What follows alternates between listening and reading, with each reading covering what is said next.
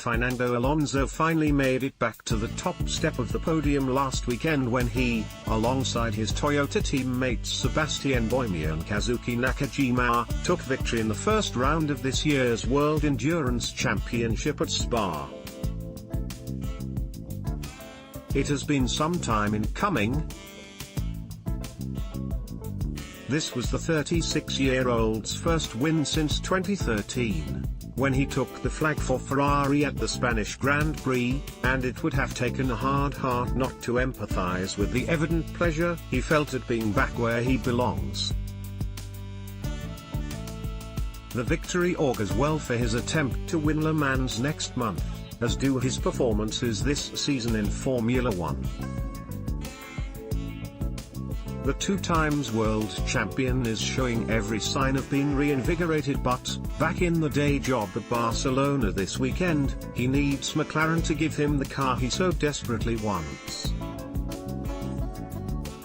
Spa was Alonso's debut in the WEC, and his squad won from the sister Toyota TS050 of Mike Conway, Kamui Kobayashi, and Jose Maria Lopez, with an assured run over the 6 hours in the Ardennes, and the Spaniard revelled in the victory. "I was saying to the guys, this is so nice to feel the podium," he said. "I will be here all night long.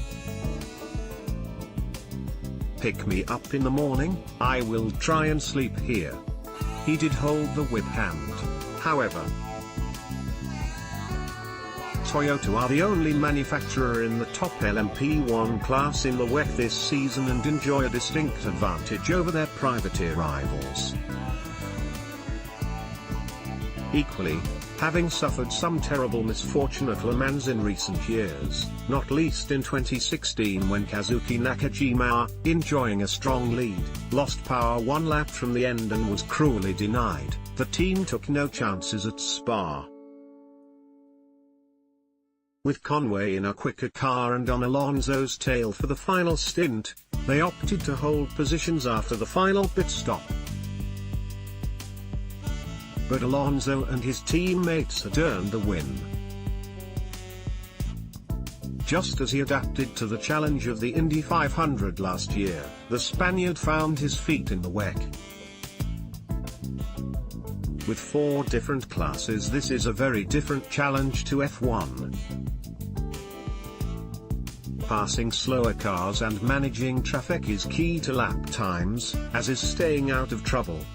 Pace and aggression must be tempered by good judgment. Alonso mastered it with aplomb and verve, at one point going 3 abreast and putting 2 wheels on the grass to make a pass on the run to Les Combes.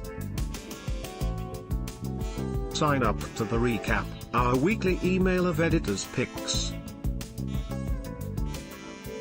Le Mans is next, and with Toyota this strong, Alonso knows it is a golden opportunity to add the 24 to his Monaco win and leave only Indy as the final hurdle in winning the Triple Crown.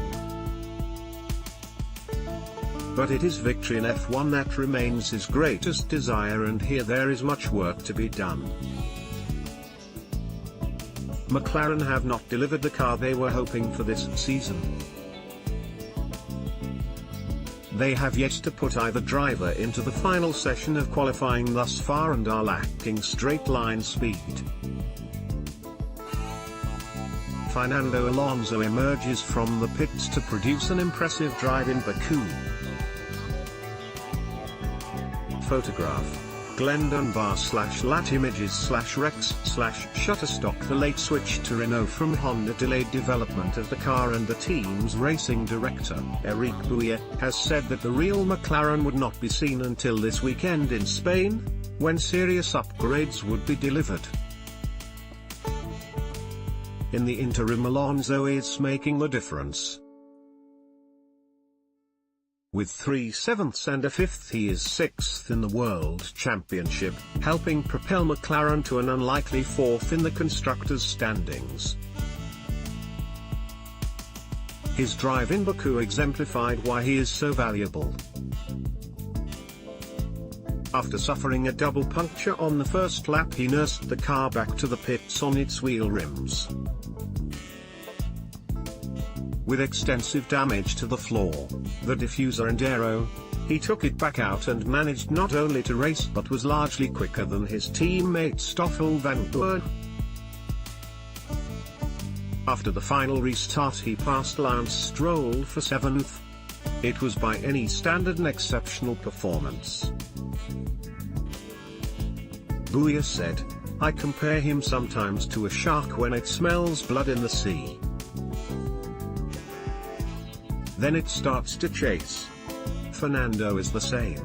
Barcelona, then, was helped to be where the team showed their teeth, but they are already managing expectations."